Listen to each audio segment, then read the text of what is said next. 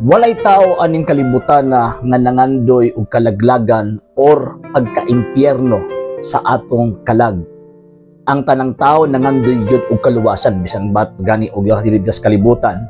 Hadlok man gani ta nga masakitan ta, hadlok man gani ta nga masamad or madagma or bisan pag unsang klaseng kasakit nga mahiaguman sa lawas tungod sa hinungdan kay ang gipangandoy sa tao kaharuhay. How much more sa ato ang gitawag og kaluwasan. Ang pangandoy sa tao makig-uban ngadto sa Dios. Tungod kay ang saad manggod sa Ginoong Dios, bisan kinsa nga motuo, mudawat niya og mo sunod sa iyahang kabubuton, mahiagom didto sa kinabuhing walay katapusan, dili ang kalaglagan. Mo na hinungdan kana nga word o kana nga gitawag og pagtulunan, mo na gihimong puhunan sa atong mga higala nga mga dili Katoliko.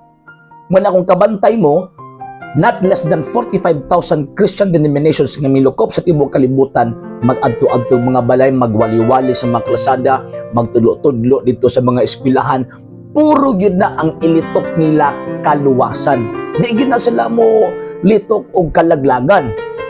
And at the same time, kung mulitok mo nila kalaglagan, ang ilahang hero ana kanang ilahang pundok mo beto nga always na sila mga ginato nga kinahanglan mo adto silang pundok aron madawat si Kristo isip personal nga manluwas or motuo sa ilang founder or sa interpretation sa ilang founder subay sa nakasulat sa balaang kasulatan.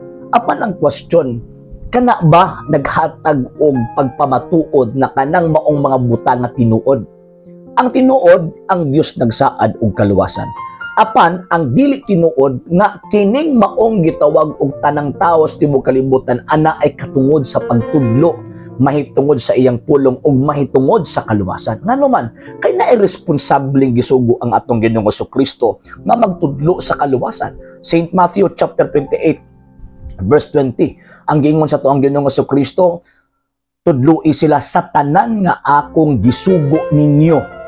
And syempre, katong mga tawhan na iyang gipadala.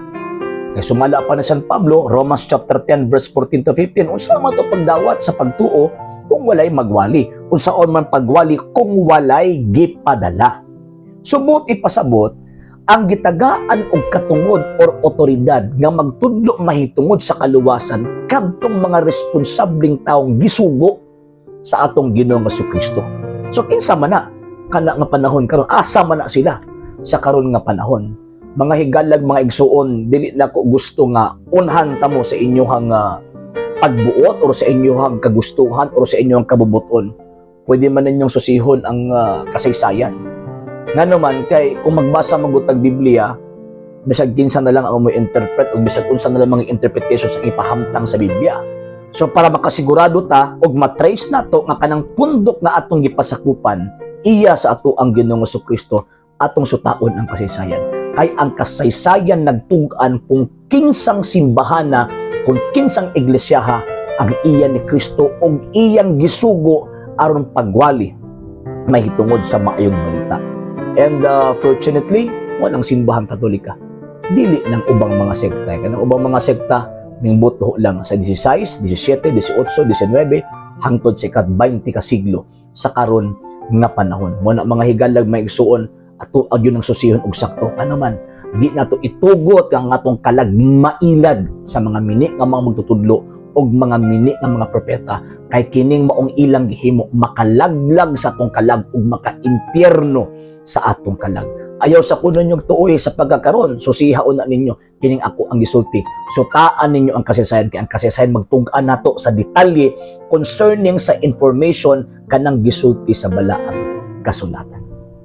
Sa hindi pa po nakapag-follow sa mga pages po natin, i-follow nyo po yung mga pages po natin, RJ Horolanciano II, TV Apolia Punto Argumento page, Kuya Apologies TV page, and RJ's Vlog 2022. And pwede po kayo mag-send po dyan ng Facebook stars. And also, sa ating po mga channels, sa hindi po nakapag-subscribe, i-subscribe po ninyo yung mga channels natin, The Lay Catholic, Apologies International Official, RJ Sanado Second TV, Kuya Apologist TV, and Barrio Kawayan Religious Forum. And pwede rin po kayo mag-send po dyan ng super sticker, super chats, and super thanks. And maraming salamat po sa mga kapatid at mga Katoliko na ulis pong tumutulong sa programa po natin. Maraming salamat po. Nang dahil po sa tulong at suporta po ninyo, ang programa pong ito, until now, andito pa rin po sa social media. And until now din po, nangangailangan pa rin po tayo sa tulong at suporta po ninyo dahil wala po kami magagawa rito mga sir, mga ma'am, kung wala po yung tulong at suporta po ninyo. Sa gusto pong tumulong, sa gusto pong sumuporta, pwede po ninyong ipadala ang tulong at suporta po ninyo sa pamamagitan po ng ating mga account numbers dyan po sa ating pong screen. And pwede nyo po kaming i-message sa ating pong page kung via remittance po yung papadala po ninyo. Maraming salamat po in advance.